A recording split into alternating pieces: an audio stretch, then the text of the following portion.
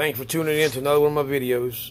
Here I'm going to show you how to test the driven clutch on a 2003 E-Z-GO gas car. This has got the same clutch and same rear end setup from a 1994 to I think a 05, 06.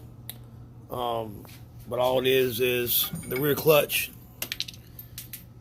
It just comes off. It's a 1/2 inch bolt. You just back your bolt out off the rear end. You just back your bolt out 1/2 inch and then pull the clutch off when you can't get it off, pry it off. In some cases it's a pain in the ass to mess with, so you got to beat it off and break it and cut it.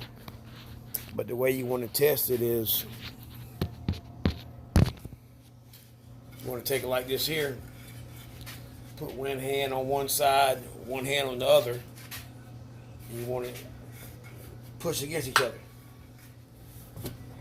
You see how it pops back.